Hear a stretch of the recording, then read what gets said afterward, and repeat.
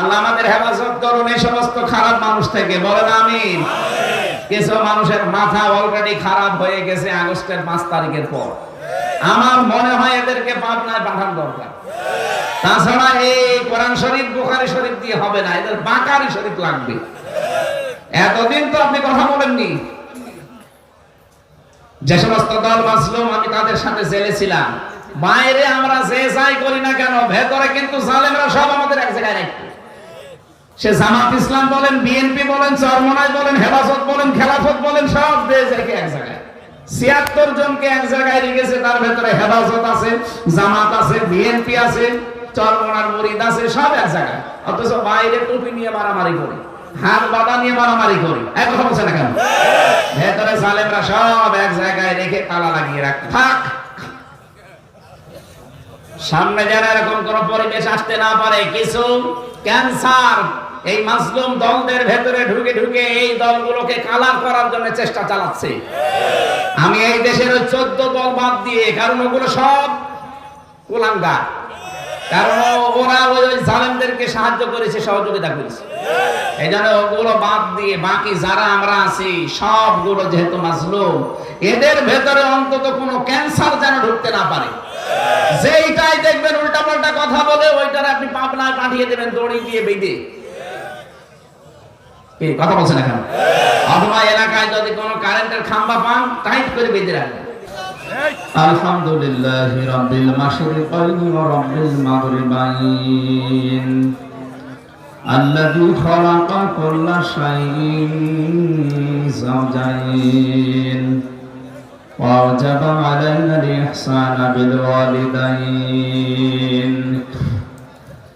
ونشهد أن لا إله إلا الله وحده لا شريك له وأشهد أن محمدا عبده ورسوله سيد الكونين صلى الله عليه وعلى آله وصحبه وأتباعه أجمعين ليلا ونهارا في الطرفين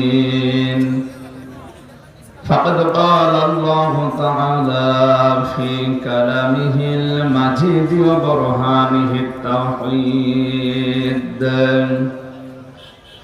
أعوذ بالله من الشيطان الرجيم بسم الله الرحمن الرحيم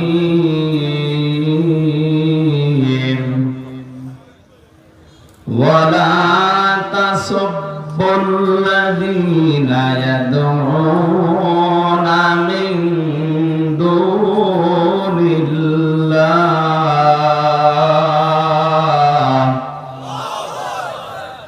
فيسبوا الله عدوا بغير علم كذلك زينا لكل أمة عملهم ثم إلى ربهم مرجعهم فينبئهم بما كانوا يعملون صدقت يا ربنا. عن أبي سعيد الخدري رضي الله تعالى عنه قال قال النبي صلى الله عليه وسلم من رأى منكم منكرا فليغيره بيده فإن لم يستطع فبلسانه فإن لم يستطع فبقلبه وذلك ضعف الإيمان رواه البخاري. وقال تعالى في شان حبيبي إن الله وملائكته يصلون على النبي يا أيها الذين آمنوا আমানু সাল্লু আলাইহি ওয়া সাল্লিমু তাসলিমা আল্লাহুম্মা সাল্লি আলা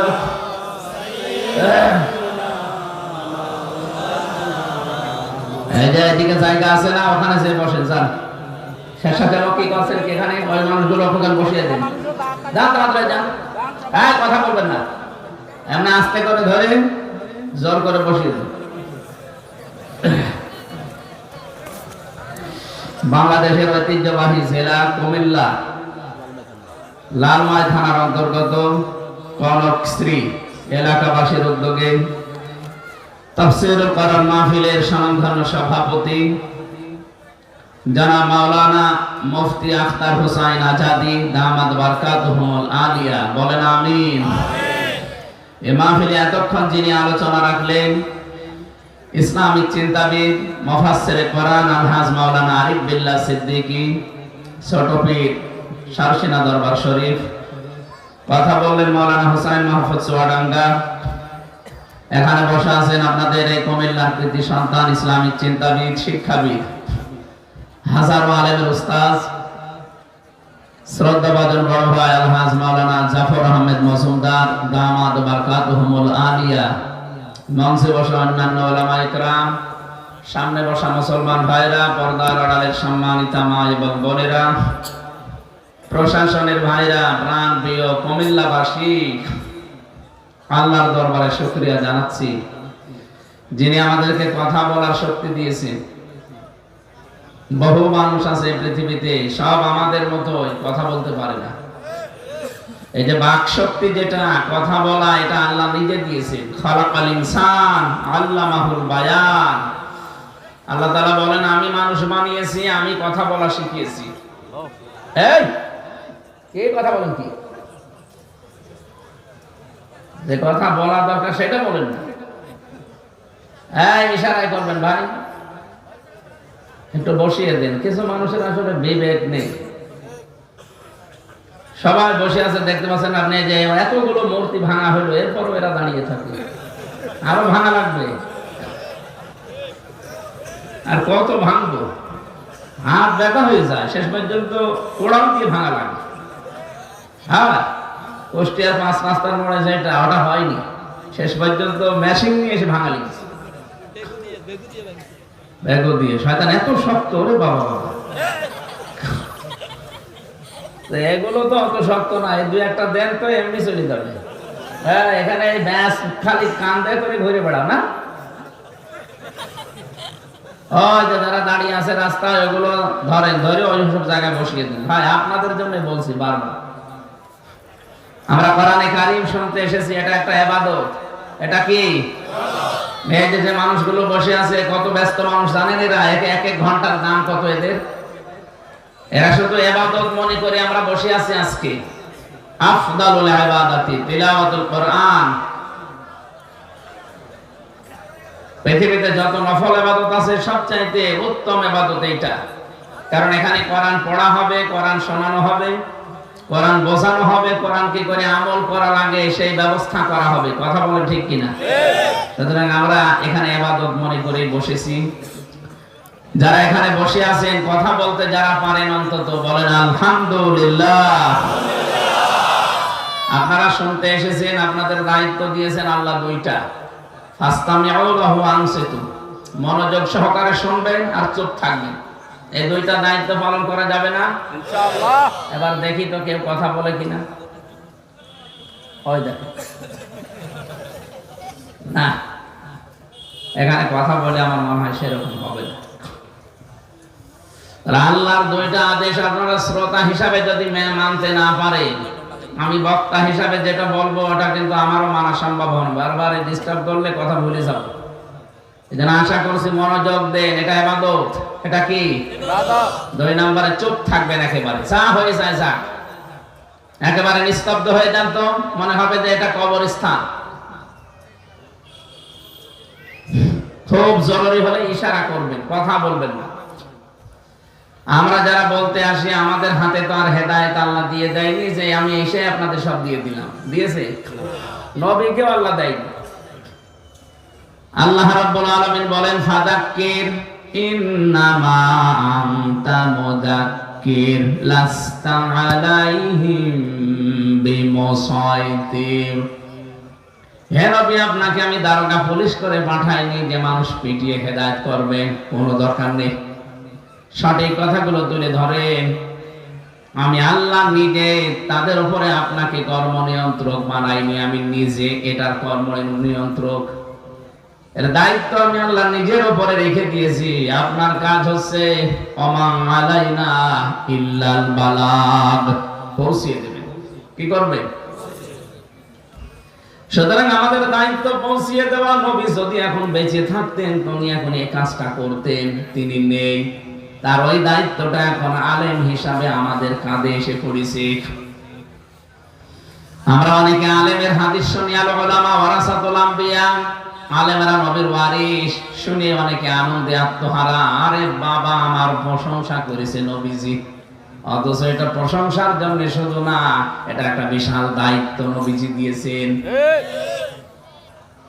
কই সবাইকে তো বলিনি যে সবাই আমার ওয়ারিস, না, শুধু আলেমরা। কারা?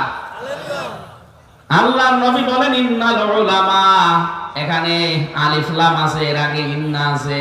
গ্যারান্টি দিয়ে বলছি অবশ্যই আলেমরা নবীর ওয়ারিস, উত্তরাধিকারী, নায়েবে রাসূল, স্থলাভিষিক্ত।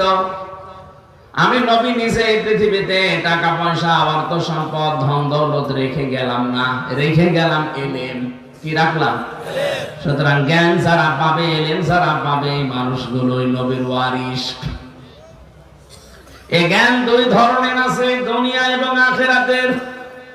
প্রতিটি জ্ঞান যারা অন্তত অর্জন করছে এবং এই জ্ঞান অনুযায়ী যারা আমল করছে, প্রতিটি মানুষ হবে নবীর ওয়ারিস। খালি নামের আগে মাওলানা, মুফতি, মুহাদ্দিস লেখা থাকলে নবীর ওয়ারিস হয় না। একজন ডাক্তার, একজন ইঞ্জিনিয়ার, একজন পাইলট, একজন বৈজ্ঞানিক, একজন ডিসি, একজন এসপি, একজন টিওনো, এই লোকটা যদি তার জ্ঞান অনুযায়ী, যোগ্যতা অনুযায়ী আমল করে, কাজ করে, সেই একজন আলেম। আমার নামের আগে মুফতি লেখা আছে, আসাদি সাহেবের আগে মাওলানা লেখা আছে, এটা একটা সার্টিফিকেট। কিন্তু এই জ্ঞান অনুযায়ী যদি আমরা আমল না করি, আল্লাহর কসম আমরা আল্লাহর কাছে আলেম না, আমরা জালেম। আমান আযলামু মিম্মান কাতামা শাহাদাতান ইনদাহু মিনাল্লাহ। সূরা বাকারা 140 নম্বর আয়াতের প্রথম অংশে আছে, আল্লাহ বলেন ছোটখাটো জালেম না, আযলাম ইসমে তাফসীর। পৃথিবীর সবচাইতে বড় জালেম আমি আল্লাহর দৃষ্টিতে ওই লোকটা যার কাছে কোরআনের জ্ঞান আছে, এটা থাকার পরও দুনিয়ার স্বার্থে গোপন করে রাখে। আর এইটা বাংলাদেশে বেশি। আপনি দুইটা বিষয় সবসময় মনে রাখবেন। এই পৃথিবীতে মানুষের মর্যাদা, সম্মান আল্লাহ কিন্তু দুইটা জিনিসের জন্য বাড়িয়েছে, একটা জ্ঞান আর একটা সত্যবাদিতা। এই কথা বলেন। নবীজি মুহাম্মদুর রাসূলুল্লাহ নবী হওয়ার আগেই তিনি সত্যবাদী ছিলেন। এই কথা বলেন না? নবী হওয়ার আগেই তিনি ন্যায়পরায়ণ ছিলেন। কোনদিন তিনি অবিচার কারোর সাথে করেননি নবী হওয়ার আগে। এই জন্য কাবা শরীফের ওই পাথরটা বসাতে 4টা গোত্র ছিল পুরো আরব জাহানে নাম করা। ছোটখাটো বিষয় নিয়ে তাদের ভেতরে আবাহমান কাল থেকেই ঝগড়া, বিবাদ, এমনকি যুদ্ধ বিগ্রহ লেগেছিল। আল্লাহর নবী নিজে কায়দা করে তিনি ইনসাফ কায়েম করলেন, সেখানে ন্যায় পরায়ণ হয়ে চাদরটা বিছিয়ে নিজে পাথরটা তার উপরে তুলে দিলেন, যেটা হজরে আসওয়াদ বলা হয়। 4টা গোত্রকে বললেন চারদিকে 4 কোণায় ধরো।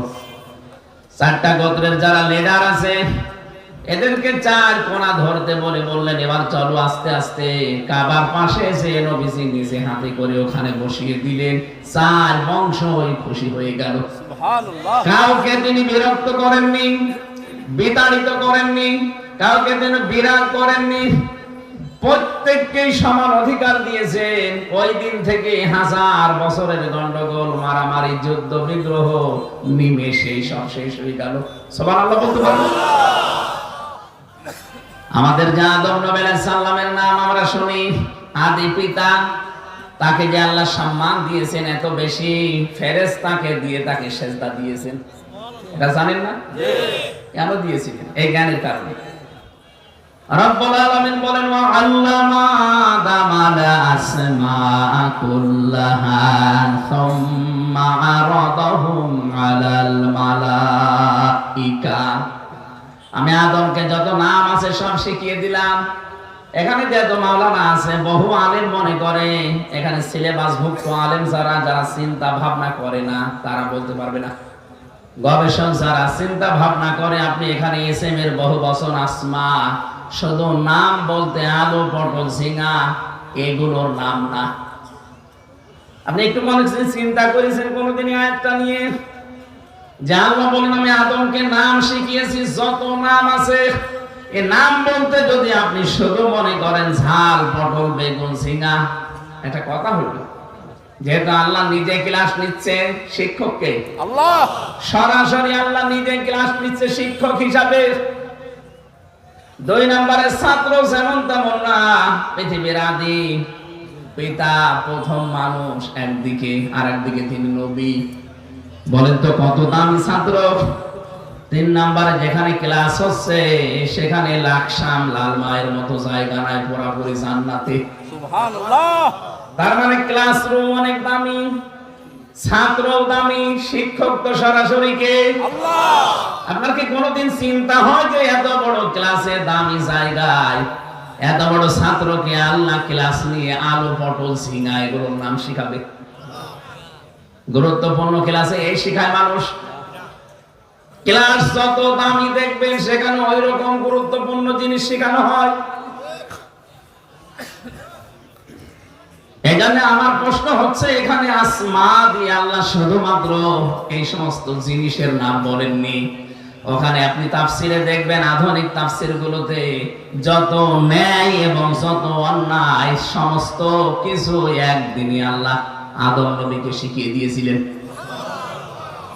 এই জন্য আমরা আদমের সন্তান হিসাবে, যদিও অনেকে লেখাপড়া করে না, জ্ঞান অর্জন করে না, তারপরও আদম নবীকে আল্লাহ যেহেতু একদিনে এক ক্লাসে সব শিখিয়ে দিয়েছেন, আর আমরা আদম নবীর সন্তান হিসাবে আদমের পৃষ্ঠদেশ থেকে আমাদেরকে আল্লাহ বের করেছিলেন। এজন্য কিয়ামত পর্যন্ত যত আদমের সন্তান আসবে তারা একেবারে জন্মগত ভাবে কোনটা ন্যায় কোনটা অন্যায় এমনি বুঝে ফেলবে। সুবহানাল্লাহ। আপনি যে বুঝে ফেলছেন কখন শিখলেন? ওই যে ক্লাসে শিখিয়েছিল আমাদের বাবাকে, ওইটার কাছ থেকে আমরা তার পৃষ্ঠদেশ থেকে আসার কারণে অটোমেটিক ভাবে দুইটা জিনিস আমরা জন্মগত ভাবে পেয়েছি। কোনটা ন্যায় কোনটা অন্যায় এটার জন্য লেখাপড়া করা লাগে না, এমনি মানুষ জানে। আমাদের দাম আসলে কিসের জন্য? জ্ঞান। বলেন বলেন। বিশ্বনবী মুহাম্মদ রাসূলুল্লাহ দুনিয়াতে জ্ঞানগুলো নিয়েই তিনি এসেছিলেন। তিনি জন্মগত ভাবে জ্ঞানী ছিলেন। তাকে যে উম্মি বলা হয়, তিনি লেখাপড়া জানতেন না, না বিষয়টা এমন না। মুহাম্মদুর রাসূলুল্লাহ উম্মি, এটা তার একটা গুণ। এটা কি ওই জামানায় তিনি যদি কারো কাছে লেখাপড়া করতেন, বলেন তো ছাত্র যত দামি হোক শিক্ষকের সামনে গেলে একেবারে ছোট হয়ে যায়। ছোট হয়ে যায় না? আমি যারা একেবারে 5 পড়েছিলাম, যাদের কাছে প্রাইমারি যেখানে 1 থেকে 5 পর্যন্ত যাদের কাছে পড়েছি, আমি সারা দেশে সারা পৃথিবীতে যাব তাতে কি। এখন যদি ওই সেই 1 এ যিনি পড়িয়েছেন ওই মাস্টার আব্দুল সামাদ সাহেবের কাছে যদি এখন সামনে যাই, আমি নত হয়ে পড়ি, কারণ ওনার কাছে আমি অ আ ক খ পড়েছি। অথচ সারা দেশে আমার নিয়ে যাচ্ছে, উনি আমার 1 এ পড়িয়েছিলেন, ওনাকে দেখলে আমি ছোট হয়ে যাই, নম্র হয়ে যাই, একেবারে বিনম্র হয়ে তার পায়ের কাছে হাতের কাছে বসে পড়ি। এই পৃথিবীর নিয়মই এটা। শিক্ষকের কাছে ছাত্র যতই বড় হোক সে কিন্তু এখন নবীজিকে যদি কেউ দুনিয়ায় শিক্ষা দেয়, সে নবীর শিক্ষক হয়ে যাবে না। নবীজি যতই দামি হোক ওই শিক্ষকের কাছে গিয়ে তো জি হুজুর করা লাগবে। এই জন্য বিশ্ব নবীকে আল্লাহ দুনিয়ার কারো কাছে শেখাননি, সরাসরি আল্লাহ নিজে শিখিয়েছে। তিনি দুনিয়ার কোন প্রতিষ্ঠানে পড়েননি ঠিক, কিন্তু তিনি এত জ্ঞানী, বুইস্তু মুআল্লিমান। নবীজি বলেন আল্লাহ আমাকে পাঠিয়েছে শিক্ষক করে। সুবহানাল্লাহ বলতে পারেন? এবার আমি যে কথাটা বলতে চাচ্ছিলাম, বিশ্বনবী মুহাম্মদুর রাসূলুল্লাহ তিনি নবী হওয়ার আগেই সত্যবাদী, তিনি নবী হওয়ার আগেই জ্ঞানী, নবী হওয়ার আগেই তিনি ন্যায় পরায়ণতা শিক্ষা দিয়েছেন মানুষকে। তাকে পর্যন্ত আল্লাহ কথা বলেননি, হে নবী আপনাকে আমি পিটিয়ে মানুষ হেদায়েত করতে পাঠিয়ে দিলাম না। আপনার দায়িত্ব কি? ফাইন্নামা আলাইকাল বালাগ ওয়া ফাইন্নামা আলাইকাল বালাগ ওয়া আলাইনাল হিসাব। সূরা রাদের 40 নম্বর আয়াতের শেষের দিকে আছে, আল্লাহ পাক বলেন আপনার কাজ শুধু পৌঁছিয়ে দেওয়া, আর আমার কাজ ওদের হিসাব নেওয়া। এখানে আমাদের কাজ এখন কিন্তু শুধু নবীর ওয়ারিস হয়ে আমাদের কাজই হবে পৌঁছিয়ে দেওয়া সঠিকটা। বলেন হাক্কু মির রাব্বিকুম ফামান শাআ ফালিয়ুমিন ওয়া মান শাআ ফালিয়াকফুর। হে নবী আপনি সঠিকটা তুলে ধরেন, হক কথা বলেন, যার ইচ্ছা হয় সে হককে মেনে নিক, যার ইচ্ছা হয় সে কুফরি করুক। আমি আল্লাহ তো একজন আছি। ইন্না আ'তাদনা লিয-যালিমিনা নারা, অবশ্যই আমি আল্লাহ জালেমদের জন্য আগুন তৈরি করে রেখেছি। কাদের জন্য? ওয়া হাতা বিহা সরাবিকহা, তাদের চারিদিকে ঘিরে রাখবে আগুন। তাহলে আমার দায়িত্ব কিন্তু আপনাকে পিটিয়ে কোরআনের পথ মানানো না, আমার দায়িত্ব পৌঁছিয়ে দেওয়া। নবীজি এখন থাকলে এই দায়িত্বটা পালন করতেন, তিনি নেই। কারণ আমরা জানি হাদিসের পাতা থেকে, কুল্লামা হালাকা নাবিয়্যুন, কুল্লামা হালাকা নাবিয়্যুন খালাফাহু নাবিয়্যুন বা আখার। এই পৃথিবীতে সিস্টেম ছিল, বনি ইসরাইলের যত নবী আল্লাহ পাঠিয়েছেন, একজন নবী বিদায় নিলে আর একজন নবী তার দায়িত্ব পালন করত, তার স্থলাভিষিক্ত হতো। তাহলে উম্মতের দায়িত্ব ছিল, উম্মতের দায়িত্ব কাদের উপরে ছিল? নবীদের। বলেন বলেন। তাদের পারিবারিক, সামাজিক, রাজনৈতিক যতগুলো দায়িত্ব সব পালন করত সব নবীরা। এখন নবী নেই, বিশ্ব নবী বলেন আমার পরে যেহেতু আনা খাতামান নাবিয়্যিন লা নাবিয়্যা বাদি, আমি শেষ নবী, আমার পরে কোন নবী রাসূল। তাহলে এই দায়িত্বটা পালন করবে কে? উম্মতের এই বিশাল দায়িত্ব নেবে কে? এই যে হাদিসের ভাষার ভেতরে একটা বিষয় কিন্তু লুকিয়ে আছে। অন্যান্য নবীরা বিদায় নিলে আর একজন নবী এসে দায়িত্ব নিত, কিন্তু আমাদের নবী বললেন আমি শেষ, আমার পরে কোন নবী নেই। তাহলে এই উম্মতকে সামলাবে কে? এদেরকে সামাল দেওয়ার জন্য তো একজন নবী লাগবে। পৃথিবীর ইতিহাস বলে অন্যান্য নবীদেরকে আল্লাহ এলাকা ভিত্তিক পাঠিয়েছিলেন, আর আমাদের নবীকে আল্লাহ এলাকা ভিত্তিক পাঠাননি। রব্বুল আলামিন বলেন কুল ইয়া আইয়ুহান নাসু ইন্নী রাসূলুল্লাহি ইলাইকুম জামিআ। হে নবী আপনি দুনিয়ার মানুষকে বলেন আমি তোমাদের সকলের জন্য আল্লাহর পক্ষ থেকে রাসূল হয়ে এসেছি। তাহলে উনি শুধুমাত্র লাকসামের জন্য না, লালমায়ের জন্য না, কুমিল্লার জন্য না, উনি বাংলাদেশের জন্য না, পৃথিবী বলতে যত জায়গা আল্লাহ জগৎ বানিয়েছেন, শুধু এই জগৎ না, আমা আরসালনাকা ইল্লা রাহমাতাল লিল আলামিন, আলম না আলামিন। এই জায়গায় এখন এই পৃথিবী নামক জায়গায় এখন 257টা রাষ্ট্র আছে। এর বাইরে আল্লাহর যত সৃষ্টি আছে সেখানেও যদি কেউ বাস করে, কেউ যদি বলে না আমি মঙ্গল গ্রহে বাস করি, সেখানেও আপনাকে নবী মুহাম্মদুর রাসূলুল্লাহকে মানা লাগবে। আপনি যদি বলেন আমি চাঁদের দেশে বাস করি, তাতে কি হয়েছে? ওখানেও নবীকে মানা লাগবে। কারণ কিয়ামত পর্যন্ত আর কেউ নবী হয়ে রাসূল হয়ে নবীজি যে ইন্তেকালের আগেই জানিয়ে দিলেন আমি শেষ, আমার পরে কেউ নেই। তাহলে বিশাল উম্মত, এটা শুধু লালমাই কুমিল্লা না, বিশাল এলাকা, এত বড় বিশাল দায়িত্ব, এত বড় বিশাল উম্মত সামলাবে কে? সামাল দেওয়ার দরকার হবে না? নবী যে জন্য ইন্তেকালের আগে এইটাই জানিয়েছেন, উলামা ওয়ারাসাতুল আম্বিয়া, আলেমরা নবীর ওয়ারিস। নবীর ওই দায়িত্ব এখন আলেম হিসাবে আমাদেরকে মাস্ট বি পালন করা লাগবে। যে যেই জায়গায় আছেন ওই জায়গা থেকে আপনি পালন করবেন। নামের আগে মাওলানা মুফতি মুহাদ্দিস লেখা থাকা লাগবে, এটা শর্ত না। আপনি যতটুকু জ্ঞান অর্জন করেছেন জ্ঞানের উপরে কাজ করা লাগবে। এই 54-53 বছর চলছে বাংলাদেশটা স্বাধীন হওয়া, শুধু এই কাজটা আমরা জ্ঞানী মানুষ যারা তারা করতে পারি না। বিশেষ করে 15.5 বছর তো পারেই নাই। বলেন তো, যারা দায়িত্বে ছিল 1628 জন মানুষ ছিল দায়িত্বে, এরা কি কম জ্ঞানী? সে যে লাইনে হোক। আমাকে রিমান্ডে যারা নিয়েছিল 10 দিন, এরা সবগুলো বিসিএস ক্যাডার। একটা বিসিএস ক্যাডার হতে হলে কত লেখাপড়া করা লাগে, কত শ্রম দেওয়া লাগে তার পেছনে বলেন। অথচ তাদের মুখের ভাষা কি, তাদের যে চরিত্র, তাদেরকে মাঝে মাঝে পরিমণির সাথে পাওয়া যায়। আপনি দেখেননি? আমি তো আর নিচে নামলাম না। আর মুখের যে ভাষা, শয়তানও অত নিচে নামে না। একজন আলেম, আমার নামের আগে আপনি যাই থাক অন্তত মাওলানা তো লেখা আছে। অথচ আমার এই যেভাবে মা বাবা তুলে গালি দিত, তো সাধারণ মানুষের কি করতো?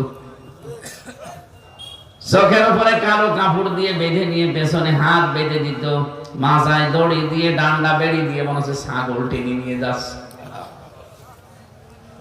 বলেন তো, আমার মতো মানুষের একটা পরিচিত মানুষ আমি এই দেশে, আমার মনে হয় এই দেশে যদি 100 জন পরিচিত মানুষ থাকে, হামজা একজন। আজকে এনার মাদ্রাসায় গিয়েছিলাম, জিজ্ঞাসা করছে ছোট ছোট বাচ্চাদেরকে, হুজুরকে চেনো? বসে হ্যাঁ। কোথায়? মোবাইলে দেখিস। আমার মনে হয় পেটের ভেতর তো দেখিস।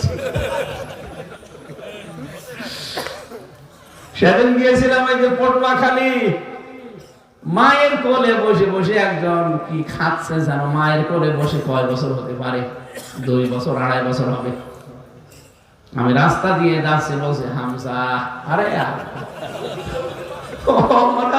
পেটের ভেতর দিকে জিকির করতে করতে আসছে। একজন পরিচিত মানুষ আমি, আমার সাথে কি আচরণ করলো? অথচ সবগুলো তারা জ্ঞানী মানুষ। তারা তাদের এই চেয়ারে বসার পরে এই যেখানে যে যোগ্যতা দরকার, এখানে যে ইনসাফ দরকার, এখানে যে সত্যবাদিতা দরকার, এটা তারা কায়েম করতে পারে নাই। হয়তো কারো ইশারায় করেছেন, অথবা কারো ঝামেলায় পড়ে করতে পারে নাই। মাওলানা জাফর সাহেবকে যারা রিমান্ডে নিয়েছিল, ও মানুষগুলো বলতো আমাদের হাত পা বাঁধা, কিছু করার নেই। তার মানে ওই মানুষগুলো চেয়ারে বসে ন্যায় বিচার, এমনকি বিবেক যেটা বলে ওই কাজ তারা করতে পারেনি। সারা দেশের অবস্থায় কিন্তু এটা ছিল। এক কথা বলছেন, আমরা যারা নবীর ওয়ারিস দাবি করছি, আমাদের উচিত হবে পৃথিবী একদিকে চলে যাক, শুধু নবীর হাদিস শুনে ফজিলত মনে করে আপনি আনন্দে লাফাবেন। আরে ভাই, কত বড় দায়িত্ব দিয়ে গেছে, আপনি টের পান? এই দায়িত্ব পালন করতে গিয়ে কোরআনের পাখি 13 বছর জেল খেটেছে। তাছাড়া উনি তো প্রথম দিকে যদি বলতো ঠিক আছে আমি রাজনীতি ছেড়ে দিলাম, আমি এখন থেকে পীর সাহেব, ও একদিনও জেল খাটা লাগতো না, পরের দিনই ছেড়ে দিত। আমার যেদিন ধরে বলেছিল আপনি শুধু ওলামা লীগের আপনি সেক্রেটারি হবেন, বিশ্ববিদ্যালয় আপনাকে সেক্রেটারি বানিয়ে দেব, ওলামা লীগের সেক্রেটারি বানিয়ে দেব। আমরা যা বলতে বলি এই কথাগুলো শুধু মিডিয়ার সামনে বলবেন, কালকেই ছেড়ে দেব।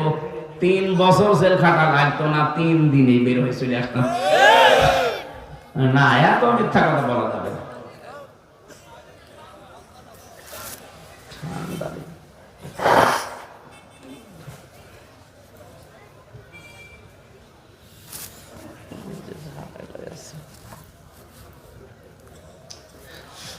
আমার ভাইরা, এদের আমরা যারা আলেম, আপনি দায়িত্ব যদি পালন করতে না পারেন নবীদের মতো, তাহলে এই নামটা আপনি বাদ দেন। কত মানুষ এই 15.5 বছরে শুধু আলেমের নাম নিয়ে এই জালেমের কাজ কারবার করে চলে গেছে। আমি নাম নিলাম না, বহু আলেম এরকম ছিল না? নাম নিয়েছে, নামের আগে বিশাল মুহাদ্দিস মুফাসসির, টাটকা নির্ভেজাল জালেম। নৌকা মার্কা নিয়ে দাঁড়ায় একজন আলেম, ওকে আলেম না জালেম? নৌকা মার্কা নিয়ে দাঁড়িয়েছিল, এই জন্যই তো বাইতুল মুকাররমের ইমাম বানিয়ে দিয়েছিল। পালাইছে, এমন পিটানি দিয়েছিল, পরবর্তীতে জোর করে ইমামতি করবে এসেছিল। জনগণ জুতাও মেরেছে, কিন্তু বলছে জুতা মেরেছে আমার গায়ে লাগেনি।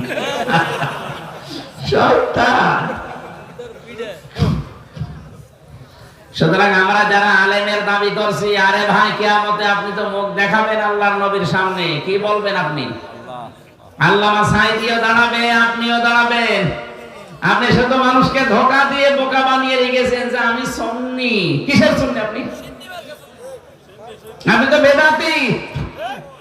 সুন্নাত পালন করেছিল যারা এই পৃথিবীতে, নবীজির মতো 3 বছর 5 বছর 7 বছর 13 বছর জেল কেটে গেল। নবীজি 3 বছর জেলে ছিলেন না? আপনি কিসের সুন্নি দাবি করেন? এই সুন্নাতটা মানা লাগবে না? মাওলানা তাহিরি ভাইকে পুলিশে ধরতে এসেছিল, পালিয়েছে। আরে ভাই 3 বছর জেলে থাক একটু, আমি তো 3টা বছর ফাঁসির কন্টেম সেলের ভেতরে থেকে আসলাম, আপনি অন্তত 3 মাস থেকে আসেন। আপনি পালিয়ে গেলেন ধানের ক্ষেতের ভেতর দিয়ে। আপনি সুন্নি, গরম সুন্নি, ঠান্ডা সুন্নি, মিঠা সুন্নি, এগুলো সব ধান্দা ছাড়া কিচ্ছু না। সুতরাং এই ধান্দা আমার মনে হয় আস্তে আস্তে দেশের বহু মানুষ বুঝে ফেলেছে, এখনো আরো সামনে বুঝতেছে। এদের এই নাচানাচি এই সব বন্ধ হয়ে যাবে, দেখবেন। এখন মানুষ যেভাবে জেগে উঠেছে, এদের এই ভণ্ডামি বন্ধ হয়ে যাবে। আর যারা ইসলাম বিরোধী, তাদেরও মুখ এখন সামনে বন্ধ হয়ে যাবে। আজকে একজনের বক্তব্য শুনছিলাম, ফজু পাগলা, এই কিশোরগঞ্জে বাড়ি, ফজলুর রহমান, আগে ছাত্রলীগের সভাপতি ছিল। হাসিনা ওরা নমিনেশন দেয়নি, এই জন্য এটা ত্যাগ করে উনি যোগ দিয়েছে আর এক দলে। এখন মাথা খারাপ হয়ে গেছে, পাগলের মতো বকতেছে যে আলেমরা যা করে বেড়াচ্ছে এদেশের কৃষ্টি কালচার তারা তুলে দিতে চায়। কোরআনের প্রচার করা মানে এই দেশে নাকি কৃষ্টি কালচার তুলে দেওয়ার শামিল। বলেন নাউজুবিল্লাহ। এই কথা যদি আপনি বুঝে শুনে বলে থাকেন, আর আপনি বুঝে শুনেই বলেছেন, আপনার ঈমান চলে গেছে। কোরআনের প্রচারে বাধা দেয় কারা? কাফেররা। কাফেরের ঈমান আছে? এই ভাই সাহেব বলছে আপনার ঈমান চলে গেছে, আপনি নবায়ন করেন। এভাবে যদি আপনি স্থির থাকেন, আপনি মরে গেলে কিন্তু এদেশে আপনার জানাজা পড়া জায়েজ নেই। আর আপনার জানাজা পড়বে কে? জোর করে পড়াবেন কোন ইমামকে, মুয়াজ্জিনকে দিয়ে ও ছাতা ওযু না করে নামাজ পড়াবেন। ওই যে এক শয়তান মরে যাওয়ার পরে ইমাম সাহেব পালিয়েছে, বরিশালে বাড়ি ছিল বেটা, ডাক দিয়েছে, মুয়াজ্জিন ঘুমিয়েছিল তারই, ও আদবাদ করে উঠে বসে আল্লাহু আকবার। লোকজন যে বসে, ওই নাস্তিকের জানাজা পড়ালি কোন কারণে? পড়িয়েছি আমি আর আল্লাহ, আমার আল্লাহ জানে, কারণ নামাজ পড়িয়েছি আমার ওযু ছিল না। আপনি বেশি ঝামেলা করবেন, ওযু ছাড়া নামাজ পড়িয়ে জাহান্নামে তো যাবেনই, আরো পাঠিয়ে দেব। আলেমদের দায়িত্ব সামনে আসতেছে আরো কঠিন, আমাদের আরো কড়া হওয়া লাগবে। কথা বলেন ঠিক কিনা? আমরা সঠিকটা তুলে ধরার চিন্তা ভাবনায় আছি। লাইসা আলাইকা হুদাহুম ওয়ালাকিন্নাল্লাহা ইয়াহদি মাইয়াশা। সূরা বাকারার 272 নম্বর আয়াতের প্রথম অংশে আছে, রব্বুল আলামিন বলেন, হে নবী, আপনার কাজ হেদায়েত করা না, আপনার কাজ হচ্ছে সঠিকটা পৌঁছিয়ে দেওয়া। হেদায়েত কে পাবে ওটা আপনিও জানেন না, জানে কে? আল্লাহ। ইন্নাকা লা তাহদি মান আহবাবতা ওয়ালাকিন্নাল্লাহা ইয়াহদি মাইয়াশা ওয়া হুয়া আ'লামু বিল মুহতাদিন। সূরা কাসাসের 56 নম্বর আয়াতে আছে, হে নবী, আপনার হাতে আমি হেদায়েত দিয়ে দেইনি যে যাকে ভালোবাসেন আপনি তাকে দিয়ে দেবেন না, এটা আমি আল্লাহ নিজের হাতে রেখেছি। হেদায়েত কে পাবে ওটা আমি আল্লাহ ভালো জানি। আ'লামু ইসমে তাফসীর। আয়াতটা নাযিল হওয়ার পরে হযরত আবু হুরায়রা আনন্দে লাফাতে যাচ্ছিলেন। সাহাবী জিজ্ঞাসা করে, কি আজকে এত আনন্দ কেন? হযরত আবু হুরায়রা বলেন, এই মাত্র কোরআনের আয়াত নাযিল হয়েছে যে হেদায়েত নাকি আল্লাহ দুনিয়ায় কারো হাতে দেয়নি, নিজের হাতে রেখে দিয়েছে। এটা যদি নবীর হাতে আল্লাহ দিয়ে দিত, হয়তো আমি আবু হুরায়রা পর্যন্ত আসতো না। তারা নবী নিজেদের আত্মীয় স্বজনকে দিয়ে হেদায়েত শেষ করে দিত। যেহেতু আল্লাহর পাক নিজের হাতে রেখে দিয়েছে, আল্লাহ আমার মতো মানুষ পর্যন্ত একটু হেদায়েতের বাণী শুনিয়েছে, পথ দেখিয়েছে, এই জন্য আমি আনন্দে আছি। বলেন সুবহানাল্লাহ। এই জন্য আমি তো আর হাতে করে নিয়ে আসি নাই, আমি সঠিকটা আজকে তুলে ধরবো। হেদায়েত যদি আপনার মন থাকে, আল্লাহ আপনাকে দেবে। এ কোরআন শুধু পড়লে বুঝলে, এ কোরআনে কারীম শুধু লিখলে আপনি হেদায়েত পাবেন না। তাহলে গিরিশচন্দ্র সেন হেদায়েত পেয়েছে তো? এই লোকটা আমাদের চাইতে কোরআন পড়েছে বেশি, বুঝেছে বেশি, লিখেছে বেশি, বুঝেছে বেশি, কিন্তু এই লোকটা হেদায়েত পায়নি। মারা যাওয়ার পরে এই যে নরসিংদী বাড়ি শিবপুরে, মারা যাওয়ার পরে লোকটাকে পুড়িয়ে ফেলেছে। ও তাফসীর পর্যন্ত লিখেছে, শুধু বাংলা অনুবাদ করেছে তা না, তাফসীরও লিখেছে। এখানে জাফর ভাই সহ যত বড় আলেম আজাদি ভাই জিজ্ঞাসা করেন তো, কোরআনের প্রতিটি শব্দের অর্থ এনাদের মনে আছে কিনা? না, প্রত্যেকটা শব্দের অর্থ আমরা কেউ বলতে পারবো না। হ্যাঁ, আমি পড়েছি সব, কিন্তু আমার মনে নেই, আমার দেখা লাগবে, স্টাডি করা লাগবে। সে যত বড় মানুষের মেধায় আমাদের হোক, আমরা পারবো না। অথচ হিন্দু বেটা, এটা হিন্দু মানুষ পড়া কোরআন শরীফের তাফসীর লিখেছে। তাফসীর লিখতে হলে এক একটি শব্দের অনেকগুলো অর্থ জানা লাগে। যেখানে যেটা খাটবে ওই জায়গায় ওটা খাটাতে হবে। কি কথা বলেন না? তাহলে বলেন তো, সেই লোকটা আমাদের চাইতে কোরআন পড়েছে অনেক বেশি না? বুঝেছে অনেক বেশি না? লিখেছে অনেক বেশি, কিন্তু হেদায়েত পেয়েছে? ওর মন ছিল না। ওর কি ছিল না? অথচ লরেন বুথ, টনি বেলাওয়ারের শালিকা, ওর মন ছিল। ও কিন্তু ভুল ধরার জন্য আরবি পড়েছিল। ইরানের তেহরান বিমানবন্দরে নামার পর একজন মুসলমানকে ডাক দিয়ে বলছে, হে বিরাদার, আমি মুসলমান হব না, কিন্তু আমি কোরআন পড়তে চাই। অথেন্টিক যেটা পড়লে ইসলাম জানা যায়, আমিও ইসলাম জানতে চাই। বলেন তো, কোন অমুসলিম যদি আমাদের কাছে এসে বলে যে আমি মুসলমান হব না, কিন্তু আমি ইসলাম জানতে চাই, অথেন্টিক ইসলাম জানা যাবে কি পড়লে? আপনি কি দেবেন? কথা বলেন না কেন? নাকি আমার বঙ্গবন্ধুর আত্মজীবনী দিয়ে দেবেন? দেই নেন। আমাকে জেলের ভেতরে দেখতাম মাঝে মাঝে বই চাইলেই, কারণ 24 ঘন্টা তো আমি তালা লাগানো। ফাঁসির ওই কন্ডেম ছেলে আমার আর মামুনুল হককে 24 ঘন্টা তালা লাগিয়ে রাখতো। কারোর সাথে কথাও বলা যাবে না, দেখাও করা যাবে না, বাড়ির সাথে যোগাযোগও নেই, বিচ্ছিন্ন 3 বছর। মাঝে মাঝে কারারক্ষীকে বলতাম, ভাই একটা বই নিয়ে এসে দেন, একটু পড়ি। নিয়ে এসে দিত, বঙ্গবন্ধুর আত্মজীবনী। তো ছাপা পড়ে আমি করবো কি? বঙ্গবন্ধুর শৈশবকাল, চীন সফর। আমি সেই বলতাম যে ভাই এগুলো না দিয়ে আমি কয়েকটা বইয়ের নাম বলছি, ওইগুলো এনে দেন। কি বলেন? আমি সেই বলতাম যে আমার ফাঁসি চাই, এই বইটা দেন। বই মানুষ পড়ে? আরে ভাই, আমি পড়ি। আমার ফাঁসি চাই, এই বইটা নিয়ে এসে দেন। আমি মেজর ডালিম বলছি, এইটা নিয়ে এসে দেন। না, এসব বই দেওয়া যাবে না। আপনাকে যা পড়তে বলছি এই বই পড়ে। ও ছাপা পড়ে আমার দরকার নেই, আপনি নিয়ে যান। পুরা লাইব্রেরিতে সাজিয়ে রেখেছে, একেবারে ছোটকাল থেকে মরণ পর্যন্ত পুরা জীবনী। ও পড়ে আমার কোনো লাভ আছে? আমি যদি রাহিকুল মাহতুমটা পড়তাম, তাও আমি নবী সম্পর্কে জানতে পারতাম। আপনাদেরকে আহ্বান জানাবে, বিশ্ব নবীকে যদি অথেন্টিক ভাবে কেউ জানতে চান, আর রাহিকুল মাহতুম আল্লামা সফিউর রহমানের লেখা পুরাটা পড়বেন ইনশাআল্লাহ। নবীর জীবনের উপরে প্রায় 13টার উপরে গ্রন্থ লেখা আছে, অথেন্টিক সবগুলো। তার ভেতরে এটা সবচেয়ে বেশি পুরস্কার প্রাপ্ত। আর রাহিকুল মাহতুম কিনে নেবেন, বাংলা বের হয়েছে। তাহলে নবী সম্পর্কে গুরুত্বপূর্ণ যত তথ্য আছে সব আপনি পাবেন। বলেন সুবহানাল্লাহ। কোরআন শরীফ দিত সর্বশেষ, যখন বলতো আর না আর কিছু নেই, তখনই কোরআন শরীফ দিয়ে যেত। কি করবো, এটা পড়া ছাড়া তো আর কিছু নেই। লরেন বুথকে এক মুসলমান কোরআনে কারীম তুলে দিয়েছে, ইংরেজি অনুবাদ সহ। আর সিয়াসিদ তার হাদিস দিয়েছে যে এর ব্যাখ্যা হিসাবে আপনি এগুলো পড়বেন। এই খ্রিস্টান মেয়েটা অনার্স মাস্টার্স করা, বিশ্ববিদ্যালয় থেকে অনার্স মাস্টার্স করা একটা মেয়ে, কোরআন শরীফ শুধু আমাদের মতো আনাকুম জানাকুম পড়ে নাই, বোঝার মতো বুঝে বুঝে পড়েছে। 3 বছর একাধারের পেছনে লেগে থেকেছে। কয় বছর? 3টা বছরে প্রায় 52 জায়গায় দাগ দিয়েছে, লাল দাগ। যে কোরআনে কারিমে মুসলমানরা বলে যে ভুল নেই, আমি পেয়েছি। আমি 53 জায়গায় ভুল পেয়েছি। যখন মুসলমান হতে যায়, সাংবাদিকরা তখন জিজ্ঞাসা করছে, আপনি একজন খ্রিস্টান, তাম দুনিয়ায় সবচাইতে বেশি মানুষ বাস করে কোন ধর্মে? খ্রিস্টান ধর্মে। 250 কোটির উপরে, আর আমরা মুসলিমরা 210 কোটি।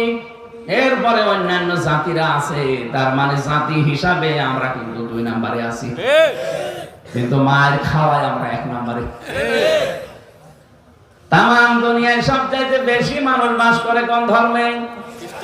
সাংবাদিকরা বলছে, আপনি একজন খ্রিস্টান মেয়ে, আপনার ধর্মে পৃথিবীর সবচাইতে বেশি মানুষ, আপনি কেন মুসলমান হতে গেলেন? লরেন বুথ বলছে, সাংবাদিক ভাই বোনেরা, আমি কিন্তু 3 বছর তাদের ধর্মীয় গ্রন্থ যেটা বুঝে বুঝে পড়েছি, 53 জায়গায় লাল দাগও দিয়েছিলাম। কিন্তু আল্লাহর কি ইশারা, যেখানে ভুল ধরি, যেখানে লাল দাগ দিয়ে রাখি, দেখি তার পরের আয়াতে, পরের পারাতে আল্লাহ ওই প্রশ্নের জবাব 1500 বছর আগেই দিয়ে দিয়েছে। শেষ পর্যন্ত আমার জীবনের ভুল ধরা পড়ে গেল। আমি এখন এই যে শেষে এসে আমি আর নিজের ধর্মে থাকতে পারলাম না, আমার বিবেক বাধা দিয়েছে, আমি এখন মুসলমান হয়ে গেছি। এই মেয়েটার মন ছিল কোরআনের কাছে আসার কারণে আল্লাহ তাকে হেদায়েত দিয়েছেন। একটাই কারণ, যালিকাল কিতাবু লা রাইবা ফীহি। এখানে যারা আলেম আছেন, আমি এবার প্রশ্ন করছি, বলেন তো, যালিকাল কিতাব, কিতাবের আগে আলিফ লাম আছে। আলিফ লাম যে 4 প্রকার হয়, এখানে 1 প্রকার। এই আলিফ লাম দিয়ে আল্লাহ বোঝাতে চেয়েছেন, এই পৃথিবীতে একটাই মাত্র কিতাব আছে যেটা মানুষকে হেদায়েত দিতে পারে, তার নাম কোরআন। এই কথা বলেন, কোরআন বাদ দিয়ে হেদায়েত দেওয়ার মতো কোন কিতাব এখন দুনিয়ায় আরো জোরে হাদিসের ব্যাখ্যা একটাই, আয়াতের ব্যাখ্যা একটা হাদিস পেয়েছি। নবীজি বলেন, মানিত্তাবাআল হুদা বিগাইরিল কোরআন আদাল্লাহুল্লাহ। তিরমিজি শরীফের হাদিস। কেউ যদি কোরআন বাদ দিয়ে পৃথিবীর কোন জায়গায় হেদায়েত পাওয়ার জন্য ছুটে যায়, আল্লাহ নিজে তাকে গোমরা বানিয়ে দেয়। শব্দটা কিন্তু দল্লা ইয়াদিল্লু দেয়নি। সুলাসি থেকে যদি আসতো দল্লা ইয়াদিল্লু, তাহলে বাংলা অর্থ হতো আপনি নিজেই নিজেকে গোমরা বানিয়ে ফেলেছেন। যেহেতু আদাল্লা ইয়াদিল্লু বাবে ইফআল, বাংলা অর্থ দাঁড়িয়েছে আপনি গিয়েছিলেন ভালো হওয়ার নিয়তে কোন জায়গায়, কিন্তু সেখানে কোরআন ছিল না, কোরআনের হেদায়েত ছিল না, কোরআনের কর্মসূচি ছিল না। এই জন্য আল্লাহ নিজে দায়িত্ব নিয়ে আপনাকে আরো খারাপ বানিয়ে দেবে। এটা বাস্তব প্রমাণ। আজ বাংলাদেশ, কথা বলুন না কেন, বাংলাদেশের এই কুমিল্লা ব্রাহ্মণবাড়িয়ার দিকে তাকান, কত দরবার খুলে বসে আছে যেখানে কোরআন নেই, কোরআনের কর্মসূচি নেই। মানুষগুলো কিন্তু ভালো হওয়ার কোন জন্য সেখানে যায়, যাওয়ার পরে যেহেতু কোরআন নেই, এই জন্য আরো খারাপ হয়ে যায়। আগে গাঁজা খেত না, এখন গাঁজা খায়। আগে বিড়ি খেত না, এখন বিড়ি খায়। আগে জেনা করতো না, এখন জেনা করে। কি কথা বলেন? এখন 48,000-এর উপর দরবার এই দেশে সরকারি জরিপে, হাতে গোনা কয়েকটা দরবার বাদ দিলে বাকি সব জায়গায় দেখবেন জেনা হচ্ছে। আরে ভাই, এখানে এই যে পেছনে খালি জায়গা পড়ে আছে, আমি যদি এখন বলি মহিলা প্যান্ডেলে যারা আছেন মা বোনেরা এখনই চলে আসেন, এই ফাঁকা জায়গাগুলোতে বসে বসে পড়েন, মানবেন আপনি? এই কথা বোঝেন? এই ফাঁকা জায়গাগুলোতে বলি যে মেয়েরা সব চলে আসেন, বোরকা পরে আসেন, বোরকা পরে আপনি সব ঢেকে ঢুকে এখানে এসে বসে পড়েন ফাঁকা ফাঁকা জায়গায়, কেউ মানবে এখানে? কথা বোঝেন? মানবেন নাকি বলেন? এত সেফটি এখানে, সব ভালো মানুষ আমরা মনে করছি বসে আছে, পর্দা করে একটা মেয়ে লোক আসবে তাই আমরা মেনে নিতে পারছি না। তাহলে সেই দরবারে নারী পুরুষের এক জায়গায় জিকিরের নাম নিয়ে ফিকির হয়, তাহলে ওইটা হক্কানি দরবার হয় কি করে? হ্যাঁ, কথা বলেন। সুতরাং যেই দরবার গুলোতে যেই মাজারে নারী পুরুষের এক জায়গায় জিকিরের নামে ফিকির হয়, ওটা সবগুলো ভণ্ডের দরবার। আর ওখানে মানুষ যায় ভালো হওয়ার নিয়তে। আমার লালনের মাজারে যায় কুষ্টিয়া, বউ ছেলে মেয়ে বেটার বউ সব নিয়ে চলে যাচ্ছে। আগে গাঁজা খেত না, এখন গাঁজা খায়। ও কি ভালো হয়েছে না খারাপ হয়েছে? ওরে খারাপ বানালো কে? না না, পীর সাহেব না, আল্লাহ বানালো। আদাল্লাহুল্লাহ। আপনি আলেম, আপনি আলেম না হলে বুঝবেন না, এই হুজুর বললে বুঝবেন। আদাল্লাহুল্লাহ, আল্লাহ নিজে খারাপ বানিয়েছে। কেন বানিয়েছে? কারণ কোরআন নেই। কোরআন ওখানে নেই, তুই গেলি কেন? যেখানে কোরআন নেই সেখানে কেউ যদি ভালো হওয়ার নিয়ত থাকে, আল্লাহ তাকে খারাপ বানিয়ে দেবে। দায়িত্ব নিয়েছে কে? আল্লাহ।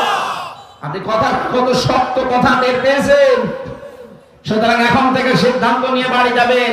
বাংলাদেশের যেই দরবারগুলোতে কোরআন শরীফ চলে না, কোরআনের নিয়ম নীতি নেই, ওই দরবার যদি আমার বাবাও তৈরি করে, আমি ওখানে নেই। ওখানে থাকলে আমাকে খারাপ বানিয়ে দেবে কে? আর একটা বলবো, রাগ করবেন না তো, সবই তো আমার গায়ে আপনি ঠেলে দেন। এই বাংলাদেশে এখন 48টা দল নিবন্ধিত রাজনৈতিক দল, বাকি আরো যা আছে সব মিলে প্রায় 73টা। যেই রাজনৈতিক দলের কোরআন শরীফ চলে না, কোরআনের কর্মনীতি নেই, ওই দলের প্রতিষ্ঠাতা যদি আমার বাবাও হয়, আমি ওখানে আর নেই। এটা জোরে বলার দরকার নেই, এটা জোরে বলে সমস্যা আছে, আস্তে বলে। এই হাদিসটা আমি 100% বিশ্বাস করি। আপনারা কারা কারা 100% বিশ্বাস করেন? হাত তোলেন তো। আন্দাজ হাত তুলবেন না কিন্তু, দেখেন তো হাত তোলেনি কে? তোর হাত তোল। ঠিক আছে, আলহামদুলিল্লাহ। এই মাহফিল সাকসেস হবে যদি আপনারা মেনে নিতে পারেন। যেই দলে কোরআন নেই, কোরআনের কর্মসূচি নেই, ওই দল যদি আমার দাদাও তৈরি করে থাকে, আমি ওখানে নেই। ওখানে থাকলে আমাকে গোমরা বানিয়ে জাহান্নামে দেবে কে? আর কারো ফতোয়া লাগবে? ওয়াজ তো হয়ে গেছে, আপনি যদি বুঝে থাকেন ওয়াজ হয়ে গেছে। আর না বুঝলে এখন আমি আবার আরম্ভ করি। আমি কিন্তু দড়ি ছাড়া বেঁধে ফেলেছি, দড়িও লাগে না। এরপরও যদি কেউ না বোঝার ভান করে থাকে, এদিকে আসেন, কানের নিচে 2-1টা দিচ্ছি, সব বুঝে পারবেন। আমার এই যে এই মাসের আজকে কয় তারিখ? এটা 18 তারিখ। 25 তারিখে এই ভাইয়ের মাদ্রাসায় মাহফিল আছে আমার এই পাশে, নাঙ্গল কোট মনতলি মাদ্রাসা, হাজির মাদ্রাসা ময়দানে। আমার সকাল 9টা থেকে 10টা পর্যন্ত 1 ঘন্টা।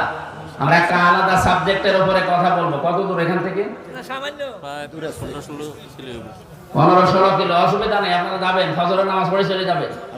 আমরা ঘন্টা খানিক বলবো। মাওলানা আব্দুল্লাহ আলামিন ভাই আছে বগুড়া, এরপরে আল্লামা শামীম সাইদি সাহেবের সন্তান জনাব শামীম সাইদি থাকবে। আপনারা যাবেন ওখানে। আমার তো সকালে, আমার বিকাল বেলা আছে কিশোরগঞ্জে, রাতে আছে ঢাকায়। এই জন্য হয়তো আমি সকাল বেলা সময় দিয়েছি। ওখানে আমরা কথা বলবো মন খুলে। এখানে কেমন কেমন যেন লাগছে, আপনি টের পাচ্ছেন? তারপরও আমার হক কথা বলা দরকার, এটা পৌঁছিয়ে দেওয়া দরকার। নবী নেই, নবীর ওই দায়িত্বটা পালন করার জন্য। আপনি মানতে ইচ্ছা হয় মানেন, না মানতে ইচ্ছা হয় আপনার বিবেকের উপরে ছেড়ে দিলাম। আমাকে যদি আল্লাহ দারোগা পুলিশ করে পাঠাতো, আপনাকে সত্যি আমি পিটিয়ে আজকে হেদায়েত করতাম। কিন্তু যেহেতু দায়িত্ব আমার না, আমার দায়িত্ব হচ্ছে পৌঁছিয়ে দেওয়া। আমি একজন উপদেশক। আমি কি? ইন্নামা আনতা মুযাক্কির। আল্লাহ আমাকে উপদেশ দাতা বানিয়েছেন, আমরা চেষ্টা করছি উপদেশ দেওয়ার। কপাল ভালো থাকলে আপনি ফিরে আসেন, আর কপালে যদি আগুন লেগে থাকে যান, জাহান্নামে যান। আমরা দরকার আরো ঠেলে দিই। তাহলে আজকে থেকে যদি এই হাদিসটা 100% বিশ্বাস করে থাকেন, মেনে নেওয়া যাবে না ভাই? আমার কোনো লাভ আছে আপনি জান্নাতে গেলে? আমার কোনো লস আছে না। তারপরও আমার নিজের বাঁচা লাগবে।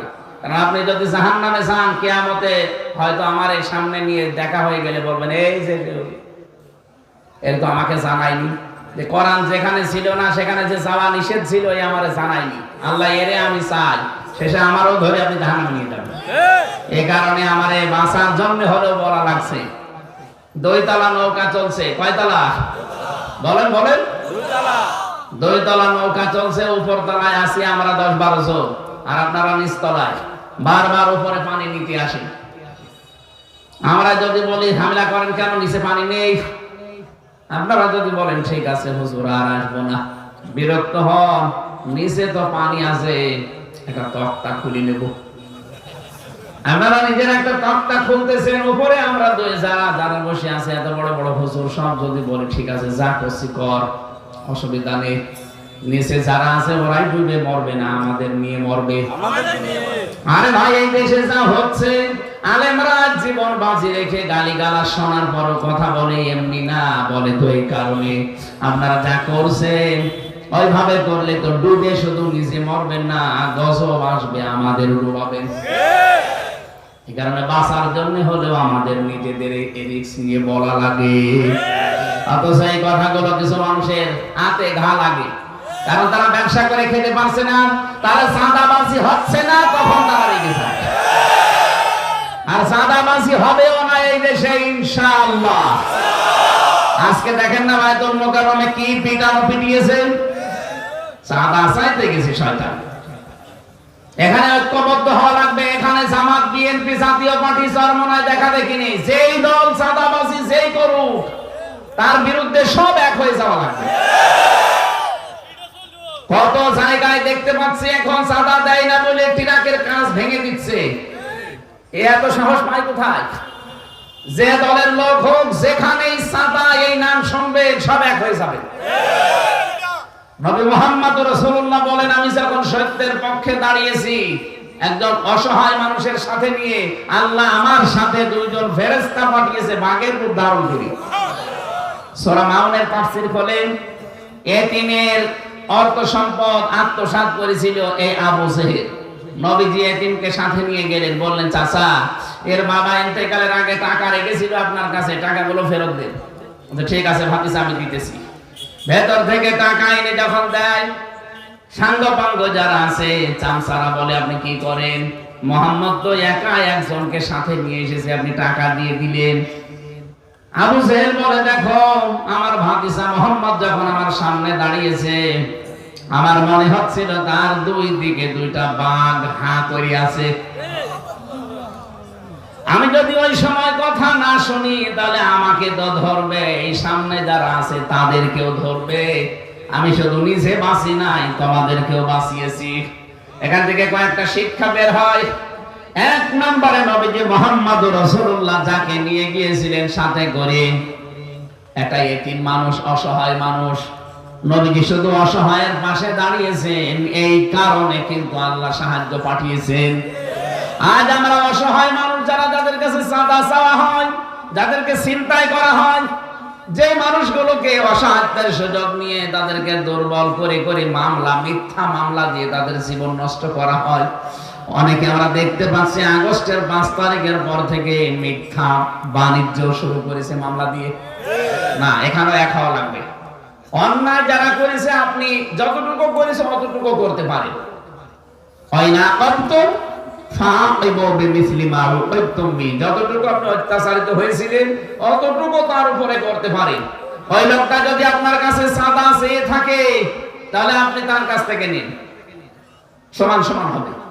কিন্তু লোকটা ভালো মানুষ, কিচ্ছু জানে না, 20 বছর সৌদি আরবে ছিল, কষ্ট করে এসে একটা বাড়ি বানাবে, আর আপনি বলছেন বড় ভাই মিষ্টি খাবো। মিষ্টি খেতে কয় টাকা লাগে? তোমার কোন দেশের মিষ্টি লাগবে যে 5 লাখ টাকা লাগবে 2 কেজি মিষ্টি কিনতে? সুতরাং এই ভণ্ডামে যেন আর সামনে চলতে না পারে। হ্যাঁ, কথা বলে না কেন? নবীজি একজন অসহায় মানুষের পাশে দাঁড়িয়ে যদি আল্লাহ 2টা বাঘ পাঠিয়ে দেয়, আজ এই দেশের 18 কোটি অসহায় মানুষের পাশে যদি আমরা দাঁড়াতে পারি দলমত নির্বিশেষে, বিপদে পড়লে আল্লাহর সাহায্য আসবে। এতিমটা কিন্তু বলতে পারতেন, হে নবী টাকাগুলো যখন আদায় করে দিলেন তখন আপনাকে আমি খুশি হয়ে এই যে অর্ধেক টাকা দিয়ে দিলাম, পারতো না? দ্বিতীয় চেয়েছিল, হে নবী আপনি আমার টাকা পয়সা সব আদায় করে দিলেন, কিছুটা কিছু নেই। নবী বলেন না, আমি তো অসহায় মানুষের পাশে দাঁড়িয়েছি, আমি এখান থেকে লাভ করার জন্য না। এদেশে বহু মস্তান মার্কা লোক আছে, বহু প্রভাব প্রতিপত্তিওয়ালা লোক আছে। আপনি যদি কারোর কাছে টাকা পয়সা পান, যদি বলেন ভাই টাকাগুলো একটু আদায় করে দেন, ও বলবে কয় টাকা আমারে ভাগ দিবা? নাকি এটা বানিয়ে বললাম? এরকম সিস্টেম দেশে নেই। সুতরাং কোনো কিছু হবে না সামনে ইনশাআল্লাহ। আমরা যারা আছি নবীর উম্মত, সব এক হয়ে যাব। ওই 14 দল বাদ দিয়ে আমরা সব এক, কারণ আমরা সবাই কম বেশি মাসলুম। অথচ কিছু মাসলুম দলের ভেতরে কিছু ক্যান্সার ঢুকেছে, আমরা দেখতে পাচ্ছি। এই ক্যান্সার গুলোর কারণে এই মুসলিম দলের বদনাম হয়ে যাচ্ছে। আরে ভাই, এই দেশে আর কিছু না থাক, ইসলাম থাকবে। আপনি জানেন এই দেশে আর কিছু না থাক, ইসলাম থাকবে। আমরা নামাজ কম বেশি পড়ি না, কিন্তু আল্লাহ রাসূলকে কেউ যদি কিছু বলে, কোরআন নিয়ে কেউ কিছু বললে, সেখানে কিন্তু সব এক হয়ে যাবে। হ্যাঁ, কথা বলুন। সুতরাং যারা বলেন যে শরিয়া আইনে আমরা বিশ্বাস করি না, আপনার ঈমান নষ্ট হয়ে গেছে। যেই মানুষগুলো এই কথা বলতে পারেন যে কোরআনের সাথে রাজনৈতিক কোনো সম্পর্ক নেই, আপনি আমার কাছে আসেন, আমার এই ছোট্ট মাথায় আমি পেয়েছি কোরআনে 918 জায়গায় রাজনৈতিক কথা আছে, আর আপনি খুঁজেই পান না। আপনি কোরআন পড়তে পারেন? আপনার পেটে বোম মারলে কোরআন মানে কি বলতে পারবেন? কোরআন মানে কি বলেন তো? বহুল পঠিত পাঠ্য। এই পৃথিবীতে এর চাইতে বেশি পড়া হয়েছে এমন কোন কিতাব আছে? আপনি কোরআন মানে কি তাই বলতে পারেন না, আর আন্দাজে এক ফতোয়া দিয়ে দিলেন। আপনার লজ্জা করে না? নিজে ইসলাম মানতে চান না, মানতে পারেন না, সেটা আপনার ব্যর্থতা। মানুষ মানবে, আপনি মানতেও দিতে চান না, আপনি তো তাগুত। তাগুতের 4টা ব্যাখ্যা আছে। 1 নাম্বার ব্যাখ্যা হচ্ছে নিজে আল্লাহকে মানে না, অন্য কেউ মানবে, মানতেও দেয় না, এটার নাম তাগুত। এটার নাম কি? আল্লাহ আমাদের হেফাজত করুন এই সমস্ত খারাপ মানুষ থেকে, বলেন আমিন। কিছু মানুষের মাথা অলরেডি খারাপ হয়ে গেছে আগস্টের 5 তারিখের পর। আমার মনে হয় এদেরকে পাবনায় পাঠানো দরকার। তাছাড়া এই কোরআন শরীফ, বুখারী শরীফ দিয়ে হবে না, এদের বাকারি শরীফ লাগবে। এতদিন তো আপনি কথা বলেননি। যে সমস্ত দল মাসলুম, আমি তাদের সাথে জেলে ছিলাম। বাইরে আমরা যে যাই করি না কেন, ভেতরে কিন্তু জালেমরা সব আমাদের এক জায়গায় রাখবে। সে জামাত ইসলাম বলেন, বিএনপি বলেন, চরমনাই বলেন, হেফাজত বলেন, খেলাফত বলেন, সব দেশ এক জায়গায়। 76 জনকে এক জায়গায় রেখেছে, তার ভেতরে হেফাজত আছে, জামাত আছে, বিএনপি আছে, চরমনার মুরিদ আছে, সব এক জায়গায়। অথচ বাইরে টুপি নিয়ে মারামারি করি, হাত বাঁধা নিয়ে মারামারি করি। এক কথা বলছে না কেন? ভেতরে জালেমরা সব এক জায়গায় রেখে তালা লাগিয়ে রাখ থাক।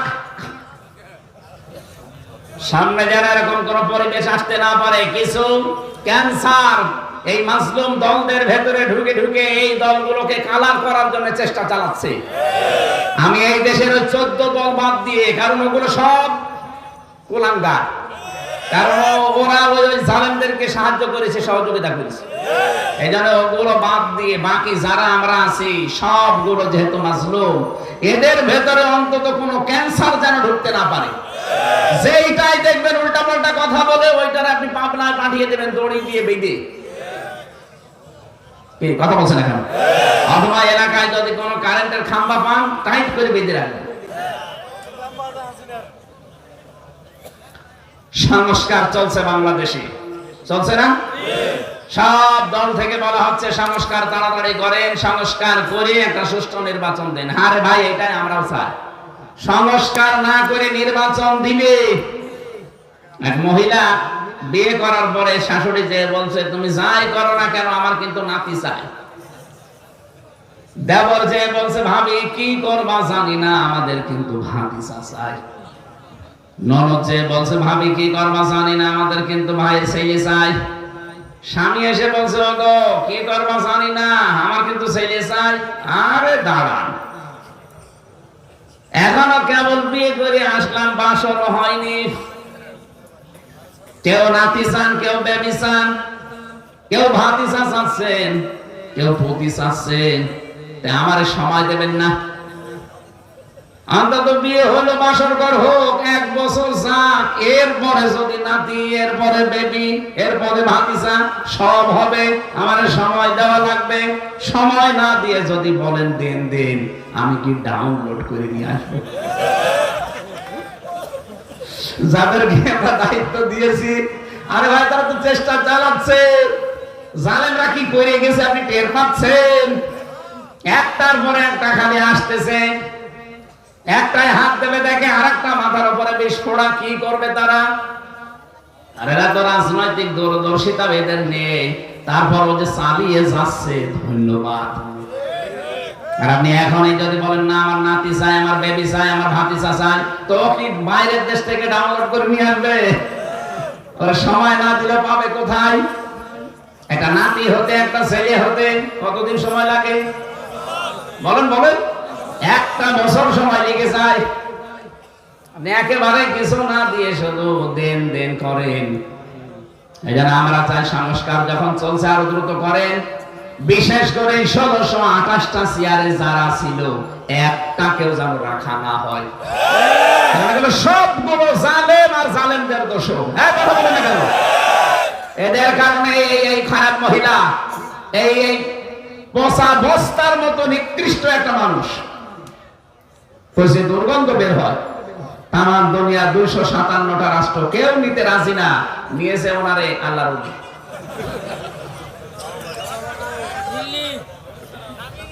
মোদির বউ নাই, কি আশ্চর্য করে মান দিয়েছে দেখেন। বলেন 257টা রাষ্ট্র কেউ নিল না তারে, গণহত্যার দায়ে বলে না এরকম খারাপ নিকৃষ্ট মানুষকে আমরা কেউ নেব না। আল্লাহর ওদেরকে নিয়ে চা খাওয়াচ্ছে, ষড়যন্ত্রের জন্য নিয়েছে। কারণ যাওয়ার সময় যা নিয়ে গেছে, না নিয়ে করবে কি? 14টা ব্রিফকেস নিয়ে গেছে। কথা বলছে না কেন? আমার দেশ পত্রিকা রিপোর্ট দেয়নি? 14টা ব্রিফকেস নিয়ে গেছে। কেউ ভেতরে ছাই ছিল আর মাটি ছিল। যাওয়ার সময় শুধু বলেছে পাইলট তাড়াতাড়ি বস্তাগুলো তুলে দিয়েছে। কারোর সাথে কোনো কথা বলে, আপনাদের কাওয়া কাকুর সাথেও বলবে তো যে কাওয়া চলে গেলাম না, কাওয়া তুই যেখানে যে মরবি মর।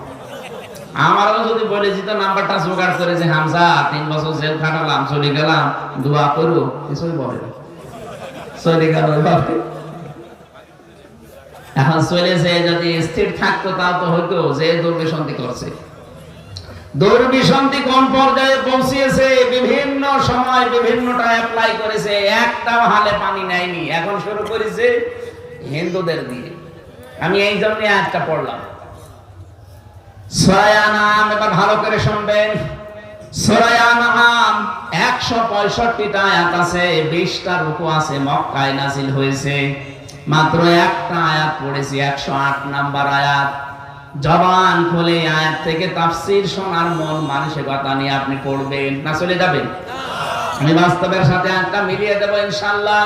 ওয়ালা তাসুবুল্লাযীনা ইয়াদউনা মিন দুনিল্লাহি ফায়াসুবুল্লাহা আদওয়াম বিগাইরি ইলম কাযালিকা সায়্যানা লিকুল্লি উম্মাতিন আমালাহুম সুম্মা ইলা রাব্বিহিম মারজিউহুম ফায়ুনাব্বিউহুম বিমা কানু ইয়ামালুন। বলেন আল্লাহু আকবার।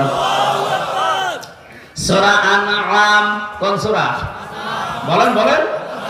আনআম মানে গবাদি পশু, পশু পাখি, চতুষ্পদ জন্তু, জানোয়ার। আনআম শব্দটা এই সূরার ভেতরে বহু জায়গায় আছে, সেখান থেকে আল্লাহ নামকরণ করেছেন আনআম দিয়ে। দ্বিতীয় অর্থ তাফসীর ইবনে কাসির, আনআমের ভেতরে এমন এমন ঘটনা আল্লাহ বর্ণনা করেছেন, এমন এমন রূপ আছে, ওই জায়গাগুলো থেকে যদি পৃথিবীর মানুষেরা শিক্ষা নিতে পারে তাহলে তারা মানুষ রূপে গণ্য হবে। আর যদি শিক্ষা না নেয় তারা এই পশুর চাইতেও নিকৃষ্ট হয়ে যাবে। লাকাদ খালাকনাল ইনসানা ফি আহসানি তাকওয়িম সুম্মা রাদাদনাহু আসফালা সাফিলিন। রব্বুল আলামিন বলেন, পৃথিবীতে সবচেয়ে সুন্দর করে আমি মানুষের চেহারাকে বানিয়েছি, কিন্তু মানুষ যখন নামতে নামতে এত নিচে নামে যে পশু পাখিও অত নিচে নামে না। কিছুদিন আগে মানুষ নিচে কত নেমেছিল আপনি দেখেছেন? কুষ্টিয়াতে দুইজন মহিলা তারা আওয়াজ তুলেছে যে আমরা বিয়ে করব, আমাদেরকে যদি মেয়েতে বিয়ে না দেন আমরা আত্মহত্যা করব। বলেন নাউজুবিল্লাহ। এটা কত গোপন ষড়যন্ত্র আপনি জানেন? লূত নবী আলাইহিস সালামের জামানায় এই গুনাহটা করার কারণে আমার আল্লাহ তাদেরকে ডেড সি বানিয়ে দিয়েছেন, মৃত সাগর। যারা বাইরের দেশে যান দেখবেন জর্ডানে এখন এই সাগরটা আছে। এই গণাটা বাংলাদেশের চালু করার জন্য অনেকে উঠে পড়ে লেগেছিল এই সমকামিতা। হ্যাঁ, কথা বলছেন না কেন? পুরুষে বিয়ে করবে, নারীতে বিয়ে করবে। আরে ভাই, আমরা কি ঘাস কাটছি? আমাদের কাজ কারবার নেই?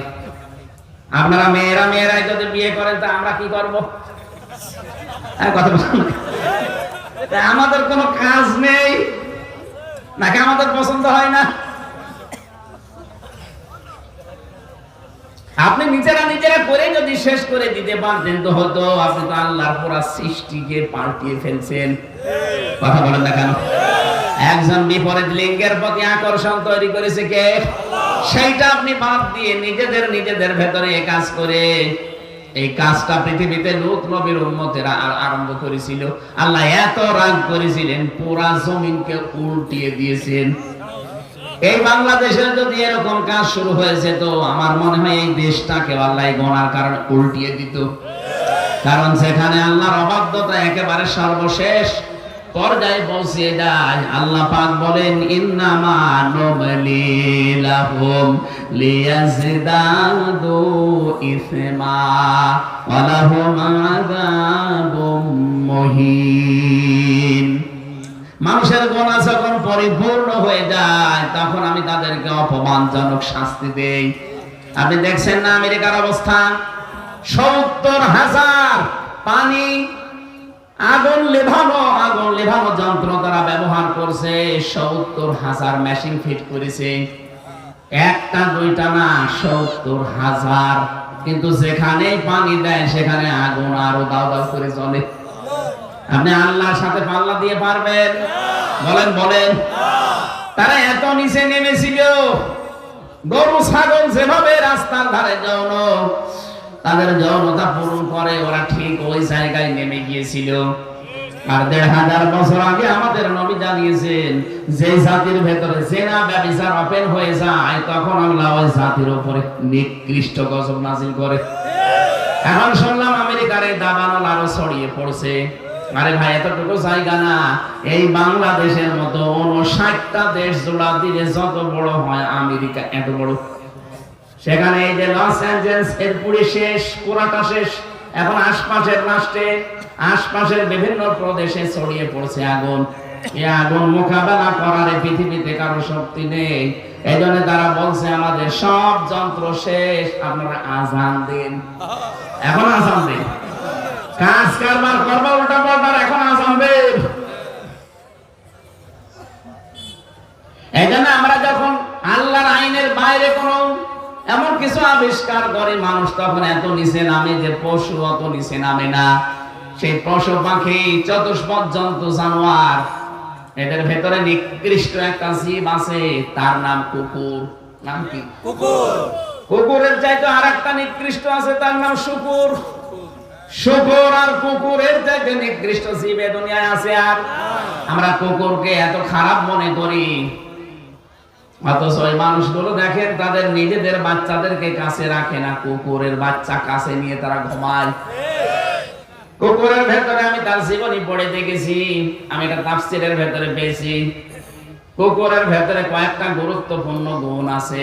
কোন মানুষ যদি ওই গুণগুলো অর্জন করতে পারে সে আল্লাহর ওলি হয়ে যাবে। কুকুরের ১ নাম্বার গুণ হচ্ছে সে প্রভু ভক্ত, মালিক ভক্ত। আপনি সন্ধ্যাবেলা একটা হাড় দেবেন, একটা হাড় খেয়ে সারা রাত আপনাকে পাহারা দেবে। বেঈমানি করবে না। আল্লাহ পাক বলেন, হে আমার বান্দা বান্দিরা, তোরা কি কুকুরের চাইতেও নিকৃষ্ট হয়ে গেলি? একটা হাড় খেয়ে যদিও মালিককে পাহারা দিতে পারে, তাও জীবন দিয়ে পাহারা দেয়। আর আমি আল্লাহ তোদের সব দিয়েছি, প্রতিদিন তোর জন্য 16 কেজি করে অক্সিজেন দিয়েছি।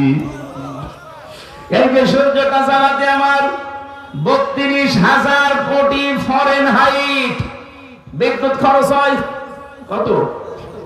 32,000 কোটি বিদ্যুৎ ফরেনহাইট বিদ্যুৎ খরচ হচ্ছে এই সূর্যকে 1 সেকেন্ড জ্বালাতে।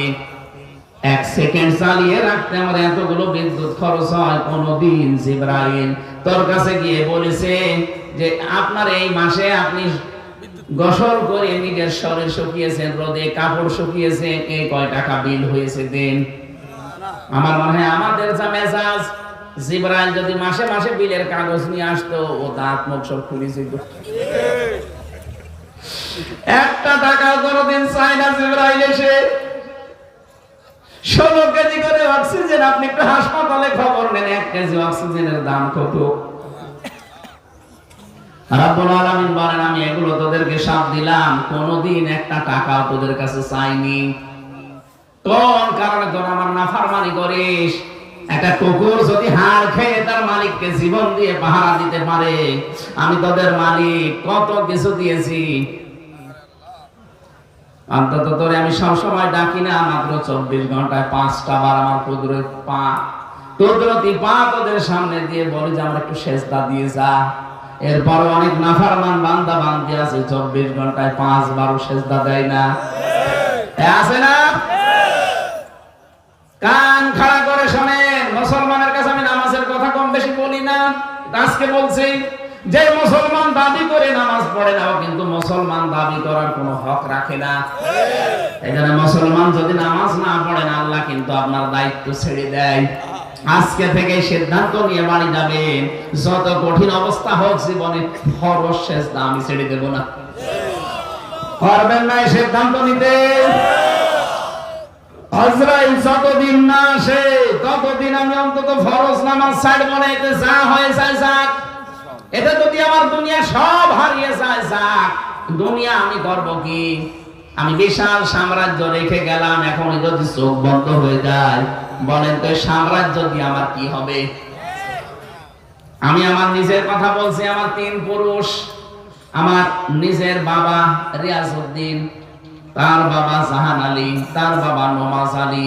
এরপরে আমার চিনি না। হ্যাঁ, আমি আর চিনি না, কারণ আমার মনে নেই, আমার জানাও নেই। এখন যদি নমাজ আলীর বাবা মাত্র 61 বছর আগে মারা গেছে, এই লোকটা যদি এখন কুষ্টিয়ায় এসে বলে এই 2 তলা বাড়ি আমার, এই ভিটা আমি কিনেছিলাম, এটা আমার, আমি এখানে থাকবো, বলেন ধরে থাকতে দেব? ওর দাঁত মুখ যা আছে সব খুলে ফেলবো না? ভণ্ডামি করেন আপনি। কিসের নমাজ আলীর বাপ আপনি? আমি তো নমাজ আলীকে চিনি না। কথা বলছেন এটা কিন্তু আমার ব্যাপারে, প্রত্যেকের ব্যাপারে এটা না। এখানে যারা বসে আছি, মাত্র 100 বছর পরে যদি এই লালমাই এই জায়গায় যদি 100 বছর পরে আমি ফিরে আসি, এই জাফর সাহেব ফিরে আসে, 100 বছর পরে এখানে যারা আসবে, ওই সময় ওনারা কেউ চিনবে না? চিনবে না। এটা যদি বলে এই যে আলহেরা, এই বিশাল ময়দান, এই বিশাল প্রতিষ্ঠান আমার, আমি বানিয়েছিলাম, ও প্রতিষ্ঠানকে ঢুকতেই দেবে না, বলবে বেশি ঝামেলা করলে কিন্তু মার খাবেন। আপনি ওই মসজিদের বারান্দায় শুয়ে থাকেন, সকালবেলা পিটি পড়েন। কি এটাই বাস্তবতা। আল্লাহ যেহেতু সব আমাকে দিয়েছে, শুধু সেজদা আমার কাছে চেয়েছে, আর যাই করেন সেজদাটা ছেড়ে দেবেন না।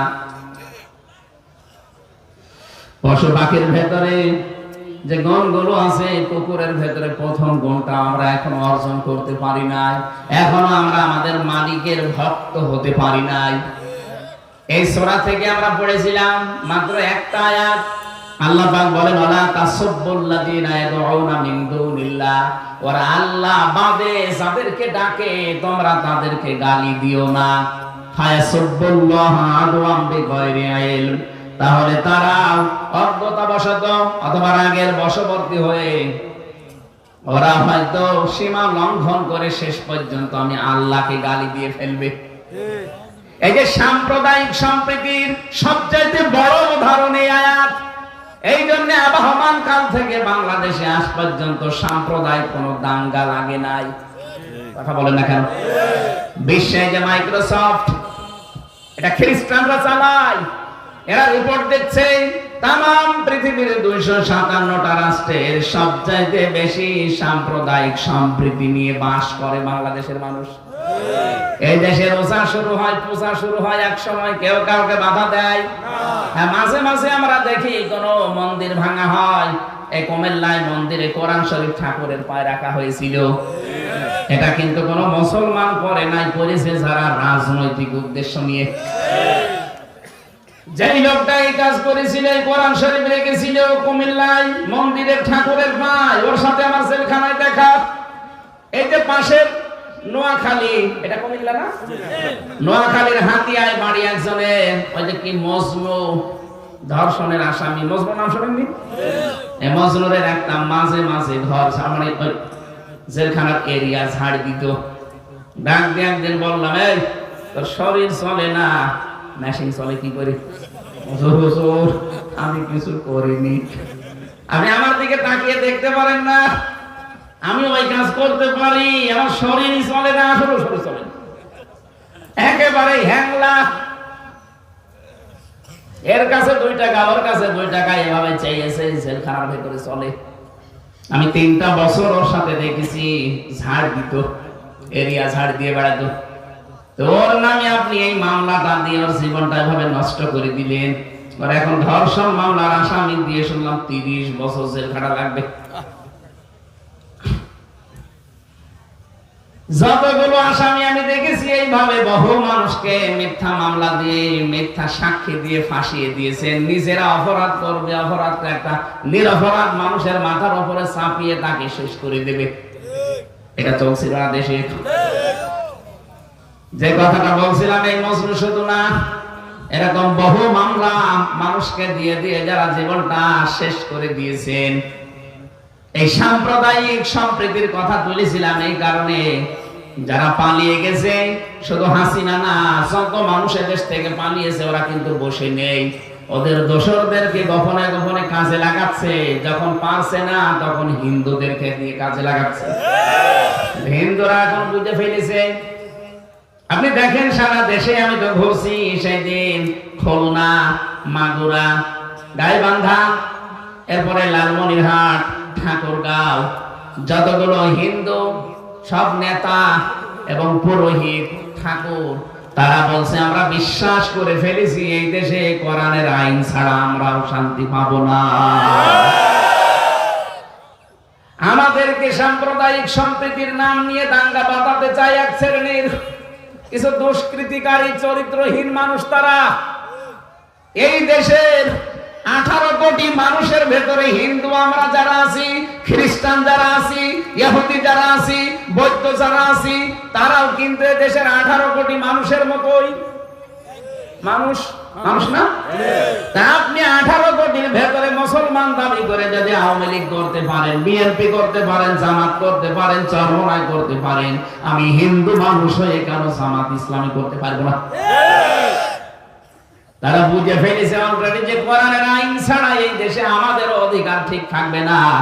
কারণ যারা আসবে তারা রাজনৈতিক স্বার্থে আমাদের ব্যবহার করবে। এই কারণে তারাও সিদ্ধান্ত নিয়ে ফেলেছে। প্রায় জায়গায় দেখছি তারা বলতেছে আগস্টের 5 তারিখের পর থেকে সব চাইতে বড় নিরাপদে আছি আমরা অন্য ধর্মের লোকেরা। আমরা আরো নিরাপদে থাকবো যদি আল্লাহর এই কোরআনে দেশে কায়েম হয়। কারণ এর ভেতরে অমুসলিমদের দেবতাকে পর্যন্ত গালি দেওয়া যাবে না, এই আয়াতটা ওই ঠাকুর পড়ছিল দেখলাম। মাগুরাতে যে হিন্দু নেতা, উনি এই আয়াতটার ব্যাখ্যায় বাংলায় বলছিল, আল্লাহ রাব্বুল আলামিন জানিয়েছেন তোমরা অন্য ধর্মের দেবতাকে গালি দিবা না, তাহলে তারা রাগ করে হিংসার বশবর্তী হয়ে না বুঝে সীমা লঙ্ঘন করে আমি আল্লাহকেও গালি দিয়ে ফেলতে পারে। কত সাম্প্রদায়িক সম্প্রীতি! এর চাইতে উজ্জ্বল দৃষ্টান্ত পৃথিবীতে আর কোন কিতাবে নেই।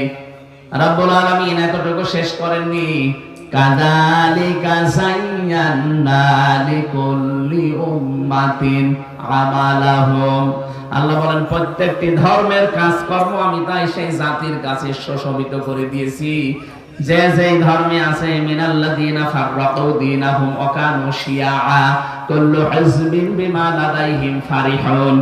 যে যেই ধর্মে আছে, যে যেই দলে আছে, ওই দলের কর্মসূচি নিয়ে সে আনন্দে আছে। কি আপনি দেখেন, যে যে ধর্ম পালন করে, যে দলে আছে, ও দল যত খারাপ হোক, ও কিন্তু ওই দলের কর্মসূচি নিয়ে আনন্দে আছে। আপনি আনন্দে থাকবেন, এটাই স্বাভাবিক। কিন্তু আপনার যে বিবেক আছে, আপনি তো পশু না, আপনি তো গরু ছাগল না। এই বিবেকটার কারণেই যেহেতু আপনার হিসাব হবে, এই কারণে আপনাকে এখনই পরিবর্তন হওয়া লাগবে। সেই দলে আমার আল্লাহর আদেশ নেই, রাসূলের তরিকা নেই, আমি ওই দলে নেই। এটা মনে হয় আমি মানিয়ে বললাম। আল্লাহকে গালি দিও না। কেন আমি তো আল্লাহকে গালি দেই না? আল্লাহ বলেন গালি দাও, কারণ তুমি না বুঝে যদি দেবতাদেরকে গালি দিয়ে ফেলো। এটা ইবনে কাসিরে আছে, ওই জামানায় মুসলমানরা দিত। আল্লাহ এই জন্য আয়াত নাযিল করে জানালেন, সাবধান, তোমরা অন্য ধর্মের দেবতাকে গালি দিতে যেও না, তাহলে ওরা না বুঝে আমি আল্লাহকে শেষে গালি দিয়ে ফেলবে। নবীজি বলেন, ওই সন্তান দুর্ভাগা, যেই সন্তান তার মার বাবাকে গালি দেয়। সাহাবী বললেন, হে নবী, এমন সন্তান আপনি কোথায় পেলেন? আমরা তো দেখি না যে মা বাবাকে নিজে গালি দেয়। নবীজি বললেন, তুমি এমন এমন কাজ করো যে তোমার কারণে তোমার মা বাবাকে গালি শোনা লাগে। কথা বলেন না কেন? তুমি একজনের মা বাবাকে হয়তো গালি দিলে বা তার সাথে ঝগড়াঝাটি মারামারি করলে, সে রাগ করে তোমার এই মা বাবা তুলে গালি দিল, এইটাই নিজের মা বাবাকে গালি দেওয়ার শামিল। এখানে আমাদের আচরণ বিধি আমরা ঠিক করব। এমন কোন কাজ করব না যে আমার আচরণে, আমার ব্যবহারে, আমার কথাবার্তায় রাগ করে একজন মানুষ আমার মা বাবা তুলে গালি দেয়। এটা সামনে করা যাবে না ইনশাআল্লাহ। প্রত্যেকটা উম্মতের কাজকর্ম আল্লাহ সুশোভিত করে দিয়েছে। আমাদের কাজকর্ম আমাদের কাছে কিন্তু সুশোভিত। আমাদের এই যে 5 ওয়াক্ত নামাজ পড়া, আযান হলে মসজিদে যাওয়া, অন্যান্য ধর্মের যারা তা করে, সবগুলো তাদের কাছে আকর্ষণীয়, সুশোভিত। কিন্তু আমরা আমাদেরটা মানতে পারছি না সঠিকভাবে। যদিও পৃথিবীর অন্য কোন ধর্মের লোকই তাদের ধর্ম সঠিকভাবে মানে না, তো ওদেরটা নয় মিথ্যা ধর্ম, আমাদেরটা তো 100% সত্য। কথা বলেন ঠিক কিনা? এইটা অন্তত আকর্ষণীয় আল্লাহ যখন করেছে। আযানের আওয়াজ শোনেন না? কি মধুর আওয়াজ! এই পৃথিবীতে সবচেয়ে সুন্দর এবং মধুর আওয়াজ আমার আল্লাহর নামের আওয়াজ। এখানে কেউ যদি মন থেকে আল্লাহু আকবার এটা উচ্চারণ করে বারবার, তাহলে তার হার্ট অ্যাটাকের ঝুঁকি কমে যায়। এখানে মাঝে মাঝে সময় পেলে আল্লাহু আকবার বলবেন। এই বাংলাদেশে আল্লাহু আকবারকে একদল বলেছিল যে এটা জামাত ইসলামের স্লোগান। এটা কি জামাত ইসলামী? এই স্লোগান কার? তাকবীরহু তাকবীর। তাকবীর দেবা কার নামে? 96% মুসলমান এই দেশে। আমরা সবাই মিলে দাবি করতে চাই, আগামীতে জয় বাংলা হবে না, জাতীয় স্লোগান হবে এই দেশে আল্লাহু। জবান খুলে বলেন আল্লাহু লিল্লাহি তাকবীর, লিল্লাহি তাকবীর, আল্লাহু আকবার। এই স্লোগানটা জাতীয় স্লোগান বানানো যায় না? কিসের জয় বাংলা, কিসের জয় শ্রী? এই দেশে জাতীয় স্লোগান এখন সামনে হবে আমাদের প্রাণের দাবি আল্লাহু আকবার। এটা কোনো দলীয় স্লোগান না, জাতীয় স্লোগান। কারণ আমাদের হাত ভালো রাখা লাগবে না। আমরা যেন এমন কোন আচরণ না করি যে আমাদের মা বাবাকে মানুষ গালি দিচ্ছে। আকর্ষণীয় করিয়ে যেহেতু দিয়েছে, সুম্মা ইলা রাব্বিহিম মারজিউহুম, প্রত্যেককেই ফিরে যাওয়া লাগবে তার রবের কাছে। আপনি যে রবের কাছে ফিরে যাবেন, কি নিয়ে যাচ্ছেন? একটু পেছনের দিকে তাকিয়ে বলেন তো, যা নিয়ে যাচ্ছেন এটা নিয়ে কি দাঁড়ানো যাবে? 50 বছরের জীবন আপনাকে দিয়েছে আল্লাহ। এই 50 বছর নিয়ে আপনি দাঁড়াতে পারবেন? জীবনও না। আমার তো মাঝে মাঝে একা থাকলে মনে হয়, যদি জিজ্ঞাসা করে, হামজা 2024 সালের ডিসেম্বরের 31 তারিখ পর্যন্ত তোরে মাফ করে দিলাম, যা শুধু 25 সালের এই জানুয়ারির 1 থেকে এই 18 দিন এইটার হিসাব দিয়ে জান্নাতে চলে যা। আমার তো 18 দিনের হিসাব দিয়ে আল্লাহর সামনে দাঁড়ানো সম্ভব না। আপনারা পারবেন না? না। সাম্মা ইলা রাব্বিহিম মারজিউহুম, রবের কাছে ফিরে যাওয়া লাগবে। সেখানে যেদিকে মুখ করেন না কেন, আপনি কিন্তু যদি বাঁকা হয়েও মরেন, ঠিক চকলেটের মতো মুড়িয়ে সোজা করে কবরে দিয়ে আসবে। আপনি মনে করছেন আমি বাঁকা হয়ে মরবো, সারা জীবন বাঁকা পথে চলেছি, যেখানেই পড়ে থাকবেন বাঁকা হয়ে লোকজন ধরে সোজা করবে, কি সোজা করে চকলেটের মতো মোড়াবে, এরপরে দিয়ে আসবে কবরে। এজন্য সোজা যখন হওয়াই লাগবে, অন্তত এখনই সোজা হয়। ফায়ুনাব্বিহুম বিমা কানু ইয়ামালুন, যা করছে সবগুলোর খবর আল্লাহ আপনাকে দেখাবে কিয়ামতের দিন, জানিয়ে দেবে যে এই কাজ করেছিলেন। কিয়ামতের যেন অপমান হওয়া না লাগে। আমি সহ যারা এসেছি এমন আমল নিয়ে আল্লাহর সামনে দাঁড়াতে চাই যেন হাসতে হাসতে ফেরদাউস পায়। এমন কোন কাজ করা যাবে না আজকে থেকে যে অপমানে অপদস্থ হয়ে মাথা নিচু করে আবার জাহান্নামে লাজায় যাওয়া লাগে। লাজা বোঝেন? আল্লাহ ইন্নাহা লাযানাযারাতাল লিশশাবা তাদউ মান আদবারা ওয়া তাওয়াল্লা ওয়া জামাআ ফাআওয়া। আল্লাহ বলেন লাজাই দেব যারা সত্যের আহ্বান শোনার পরও মুখ ফিরিয়ে চলে যেত, যারা সম্পদাদি জমা করত আর বারবার সংরক্ষণ করার চেষ্টায় থাকতো, এদেরকে লাজাই দেওয়ার সঙ্গে সঙ্গে এদের চামড়া খসে যাবে আগে। আমি রিমান্ডে দেখেছিলাম প্রায় যে নখ তোলে, পায়ের নখ, হাতের নখ, এই ভরু তোলে, পায়ের নিচে বাড়ায়, লোহার মুগুর দিয়ে পায়ের নিচে বাড়াতে থাকি। একাধারে আধা ঘন্টা বাড়াবেন, আপনার চোখ নষ্ট হয়ে যাবে। আল্লাহ বলেন জামারা ফাওয়া নাযারাতাল লিশশাবা, এই জাহান্নামে লাজায় এমন ঘর আমি বানিয়েছি, শুধু ভেতরে ঢোকাবো সঙ্গে সঙ্গে চামড়া খসে যাবে। আমি রিমান্ডে এত কঠিন কঠিন জিনিস দেখেছি কিন্তু চামড়া খসে যায়নি। হ্যাঁ, নখ তুলে নিয়েছে, পায়ের নখ, হাতের নখ তুলে নিয়েছে, ভরু তুলে নিয়েছে। কত মানুষকে আসার সময় দেখতাম ওরা কাটতে কাটতে আসতেছে, আমরা নখ তুলে নিয়েছে, ফিনকি দিয়ে রক্ত বেরোচ্ছে, কিন্তু চামড়া পুরা খসে গেছে এমন মানুষ আমি পাইনি। আল্লাহ বলে লাজাই দিলে এইটা হবে, ও চামড়া পুরাটা আগে খসে যাবে। আমরা যেন এরকম কোন ঘরে আল্লাহ আমাদের প্রবেশ না করান, উনি যেন জান্নাতুল ফেরদাউসে আমাদের নসিব করান। বলেন আমিন। অনেক রাত হয়ে গেছে, আজকে ডাক্তার দেখালাম, আমার ডায়াবেটিস অনেক বেশি। উনি বলছে রাত 10:30টার ভেতর আপনি ঘুমিয়ে পড়বেন, এখন 11টা বাজে। আগামীতে আসলে আবার কথা হবে। আমি জাফর ভাইয়ের, আমি জেলখানায় লিখেছিলাম বইগুলো, একটা বই আছে, এই যে আয়াতের আলোচনা করলাম, এটা আছে, কোন কাজ করলে কোন জাহান্নামে যাবেন, কোন কাজ করলে কোন জান্নাত পাবেন, এটা আমার মনে হয় প্রত্যেকের দরকার। এটা লিখে গাড়িতে আছে, গাড়ি থেকে নিয়ে